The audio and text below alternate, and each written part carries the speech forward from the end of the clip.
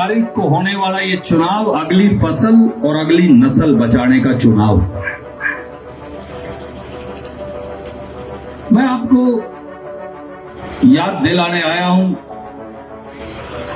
पंजाब का किसान, हरियाणा का किसान, पश्चिमी उत्तर प्रदेश का किसान, मध्य प्रदेश और राजस्थान का किसान, खेत मजदूर, रविदासिया, वाल्मीकि, किसान, छोटा छोटा आड़ती, दुकानदार, लाखों की संख्या के अंदर, लाखों की संख्या में दिल्ली के बॉर्डर पर बैठा रहा। अभी साल 1 और 1.5 ही हुआ, ज्यादा समय भी नहीं हुआ।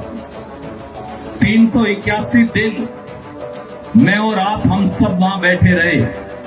बहुत सारी हमारी माताएं, बहनें, बीबियां सब सेवा करने गई। ट्रैक्टर ट्रॉली के अंदर चूल्हे रख के गई, लंगर चलाए।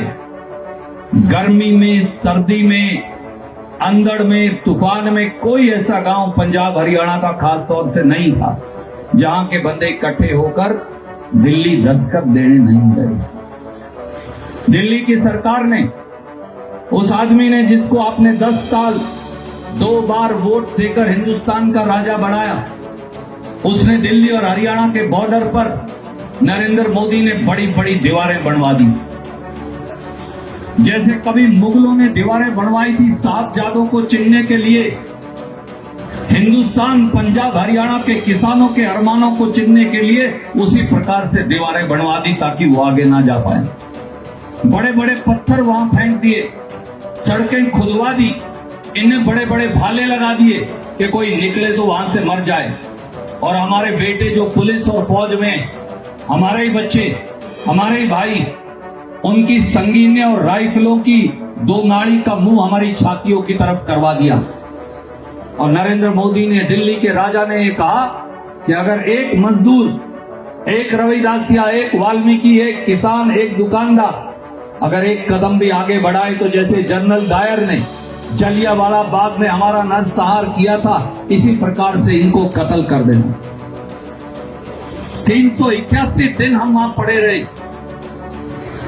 750 किसानों की लाशें शहादत होने के बाद वापस गांव में आई।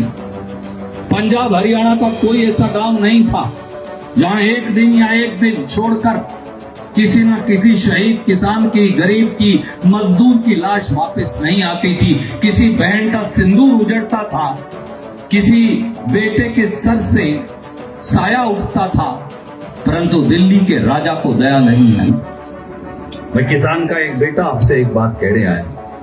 क्या उन लोगों को जो मुझे और आपको, जो आपके बेटों को, आपके बुजुर्गों को उग्रवादी कहते थे, नक्सलवादी कहते थे, खालिस्तानी कहा करते थे, गुंडे और बदमाश कहा करते थे, मवाली कहते थे, हम में से कोई गुंडा, बदमाश, मवाली, खालिस्तानी, उग्रवादी है? तो क्या उन लोगों को माजी हमारी वोट मांगने का अधिकार भी है दोबारा? क्या उनको गांव के अंदर आकर हमारे वोट का अधिकार भी है? क्योंकि हम तो नक्सलवादी हैं, हम तो उग्रवादी हैं, हम तो गुंडे और बदमाश हैं, फिर हमारी वोट किस लिए चाहिए?